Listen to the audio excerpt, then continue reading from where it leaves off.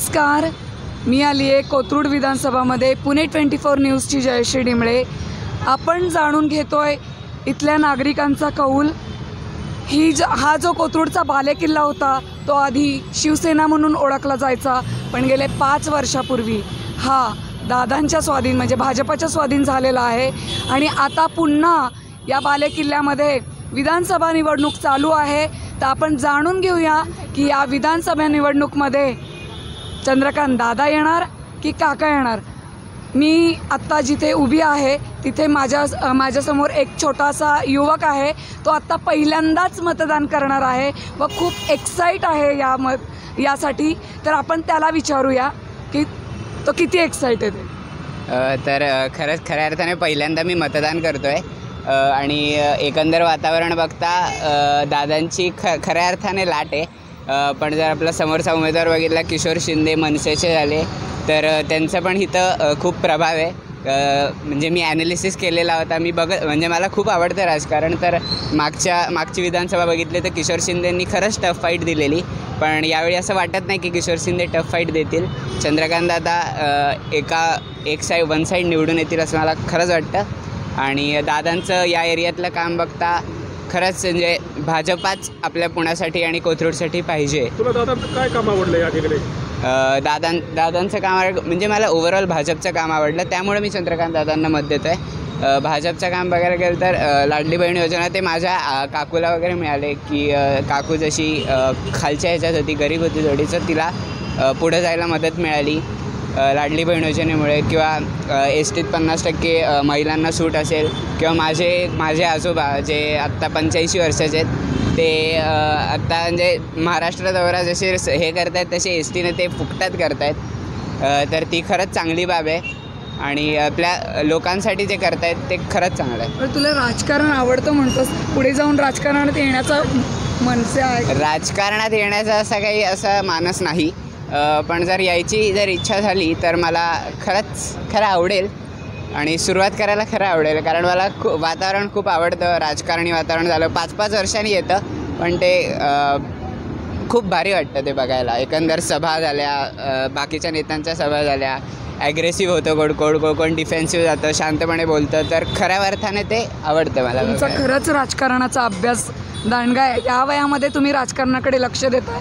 आम्हाला फक्त नागरिकशास्त्र होतं, पण आता आम्ही जर्नलिझममध्ये जेव्हा शिरलो तेव्हा त्याचा पुरेपूर वापर करायला लागलो, तेव्हा आम्हाला पण या वयामध्ये राजकारणचा अभ्यास असणं खूप चांगली गोष्ट आहे। नाही, खरंच प्रत्येकालाच असला पाहिजे, कारण आपल्या शेजारी आपण जिथं राहतोय तिथलं काम कोण करतोय, तिथं खालती रस्ते कोण बांधतंय, तिथं पाणी कोण सोडतंय, हे तर म्हणजे सगळ्या छोट्या गोष्टी आहेत ज्या आपल्या प्रत्येकाला माहिती पाहिजे। एकंदर 18 वर्षाच्या मुलाला तर नक्कीच माहिती पाहिजे की आपलं काम इथं कोण करत आहे। तर त्यासाठी खरंच राजकारणाची गरज आहे।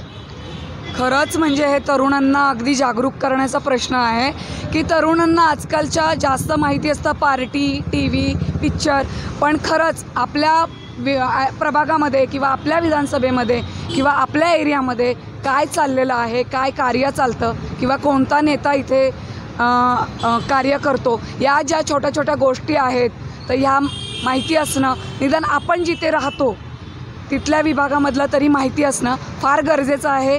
आणि खरंच मी याला खूप धन्यवाद मानते की त्यांनी त्याच्याद्वारे त्याच्या वयाच्या युवकांना खूप छान मेसेज दिला। बंद करा ते एडिट करा ना। हां, बढिया। नमस्कार, दैनिक भारत विचार न्यूज चॅनलमध्ये मी आपलं सर्व स्वागत करत आहे। आज आम्ही आलेलो कोथरूड विधानसभा मतदारसंघामध्ये। कोथरूडमध्ये आज चंद्रकांत दादा पाटील म्हणा किंवा मोकाटे साहेब म्हणा, सगळ्यांचीच त्या ठिकाणी भरपूर केस चालू आहे। आपण त्या संदर्भातच आपण लोकांची मतं जाणून घेतो आहोत।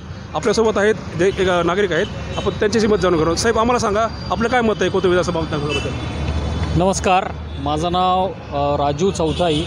गेली अनेक वर्ष मी या कोथरूडच्या परिसरात राहतो। आता सध्याच एकूणच सगळीकडे निवडणुकांचं वातावरण आहे, पण कोथरूडमध्ये ते जास्ती उत्साहाचं वातावरण दिसतं आहे। याच्यामध्ये 2-3 गोष्टी अगदी प्रकर्षाने जाणवतात। चंद्रकांत दादांची उमेदवारी यावरून झालेला सगळा राजकारण, त्याचा वेगवेगळ्या पद्धतीने चर्चा आणि असा सगळा विषय जो 5 वर्षापूर्वी झाला होता तो आता मला वाटत नाही तो आहे।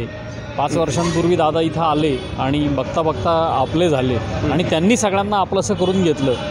आत्ताच पलीकडे एक सभा चालू आहे. काही कामानिमित्त मी त्या सभेतनं बाहेर पडलो आहे, पण सभेची उत्स्फूर्तता जर पाहिली, तिथली उपस्थिती, तिथलं वातावरण, तिथला उत्साह जर पाहिला तर या निवडणुकीचा निकाल वेगळा सांगण्याची काही गरज आहे असं मला वाटत नाही. मला एक सांगा, दादांबद्दल आपले काय काम, त्यांची काय म्हणजे आपल्याला चांगले गुण वाटतात, त्यांनी काय काय कामं केली आहेत कोथरूडमध्ये? अनेक कामांमध्ये दादांचा सहभाग आम्ही स्वतः प्रत्यक्ष अनुभवला. कुठल्याही प्रकारचं सामाजिक काम किंवा असा काही विषय त्यांच्यापुढे घेऊन गेलो तर त्यांना सातत्याने त्यांनी आम्हाला प्रोत्साहन दिलं. नुकतंच आम्ही 1-2-3 महिन्यांपूर्वी या भागात ग्रंथ आणि ग्रंथविक्री असं एक प्रदर्शन आम्ही इथं आयोजित केलं होतं. त्यावेळेला त्यांनी स्वतः समोरून मदत केली, आमच्या ग्रंथ प्रदर्शनाला भेट दिली.